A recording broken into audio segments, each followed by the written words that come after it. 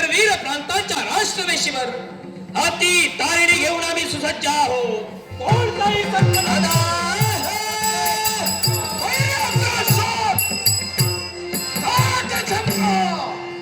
एक प्रकारात भजवतोय की काय असा भास होऊ लागला. मानव नक्की नव्हे. कोणी तू? मी कोण आहे?